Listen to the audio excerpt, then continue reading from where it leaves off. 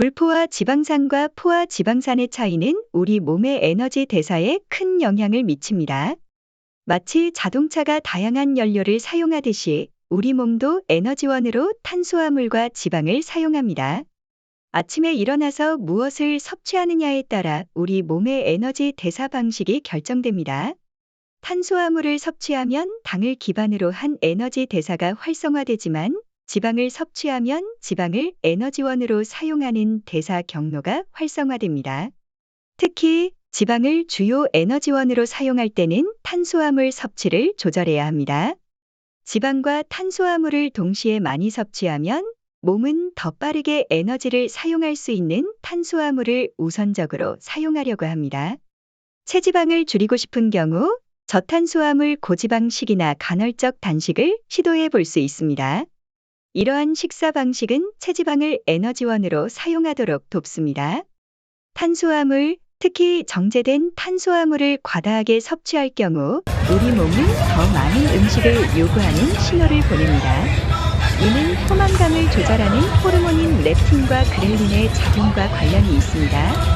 탄수화물을 많이 섭취하면 렙틴 호르몬의 분비는 정상적으로 이루어지더라도 우리 몸이 그 신호를 제대로 인지하지 못하게 됩니다. 이는 과식으로 이어질 수 있으며 결국 체중 증가와 같은 건강 문제를 유발할 수 있습니다. 따라서 건강한 식습관을 유지하기 위해서는 탄수화물과 지방의 섭취를 적절히 조절하는 것이 중요합니다. 과식이나 폭식의 위험을 줄이기 위해서는 렙틴 호르몬의 올바른 작동이 필요합니다. 이를 위해 포만감을 주는 식사와 함께 식이섬유를 우선적으로 섭취하는 것이 좋습니다. 식이섬유를 먼저 섭취하면 소화 시간이 길어지고 이는 탄수화물의 분해 속도를 늦추어 혈중 당 수치의 급격한 상승을 막는 데 도움이 됩니다. 그렇게 함으로써 포만감을 유지하면서도 체중 관리와 혈당 수치 조절에 효과적일 수 있습니다. 혈당 스파이크는 탄수화물을 많이 섭취했을 때 발생하는 현상으로 혈당 수치가 갑자기 높아졌다가 급격히 떨어지는 것을 말합니다. 이런 혈당 변화는 식사 후에 몸이 무기력해지고 피로감을 증가시키는 원인이 됩니다.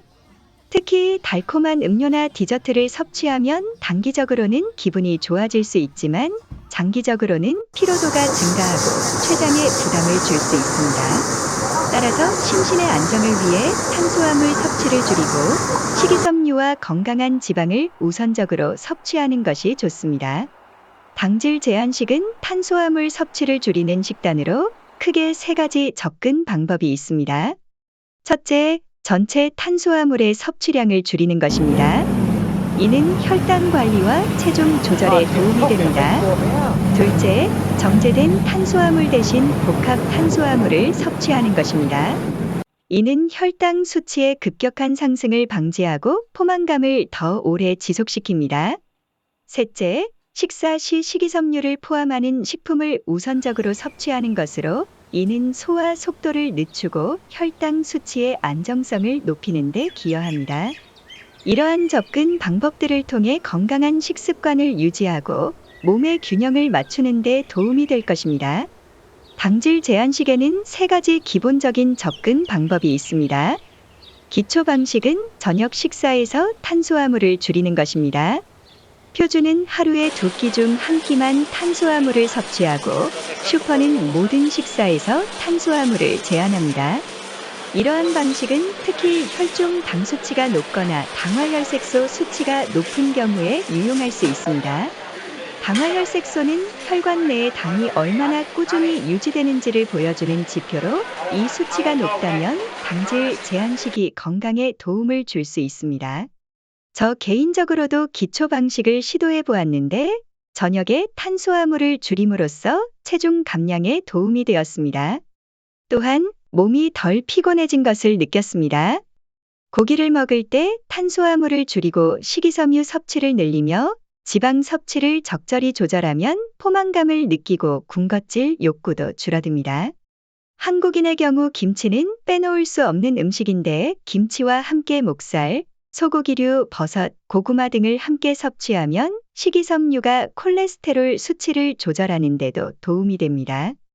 불포화지방산의 중요성에 대해서도 언급하고 싶습니다. 오메가-3 들기름, 참기름과 같은 건강한 기름은 우리 몸에 이로운 영향을 끼칩니다. 특히 엑스트라 버진 올리브 오일은 아침에 한 숟가락씩 섭취해도 좋은데, 이러한 기름은 불에 가열하지 않는 것이 좋습니다. 불포화지방산은 몸에 들어가는 중요한 영양소로 건강한 식습관을 유지하는 데 필수적인 요소입니다. 이러한 영양소를 통해 우리는 건강한 몸을 유지하고 여러 건강 문제로부터 보호받을 수 있습니다. 불포화지방산은 구조적으로 포화지방산보다 불안정합니다. 이러한 불안정성 때문에 열에 노출되었을 때 탈수 반응이 일어나거나 산패될 위험이 있습니다. 산패된 기름은 체내에서 염증을 유발할 수 있으므로 요리 시에는 안정성이 높은 포화지방산을 함유한 기름을 선택하는 것이 좋습니다. 예를 들어 버터, 코코넛 오일, 땅콩 오일 등이 좋은 대안이 될 수 있습니다. 현대 사회에서는 정보가 넘쳐나기 때문에 마트에서 기름을 선택할 때 사전에 제품에 대한 정보를 검색하는 것이 중요합니다. 원재료명과 추출 방식을 확인하는 것이 중요합니다. 안전하고 건강에 좋은 기름으로는 아보카도 오일과 코코넛 오일이 있습니다. 특히 코코넛 오일은 정제 과정을 최소화한 제품을 선택하는 것이 좋습니다. 엑스트라 버진 올리브 오일도 좋은 선택인데, 이는 중저온에서 가열하여 사용하는 것이 권장됩니다. 불포화지방산이 풍부한 기름, 특히 곡물에서 추출한 기름이나 카놀라유는 가급적 피하는 것이 좋습니다. 카놀라유는 추출 과정에서 다양한 화학 처리가 이루어지는 경우가 많기 때문에 추천드리지 않습니다. 들기름이나 참기름도 높은 온도에서 가열하는 것은 피해야 합니다. 이러한 기름들은 불에 달궈서 사용하기보다는 생으로 사용하는 것이 그들의 영양가를 최대한 보존하는 방법입니다.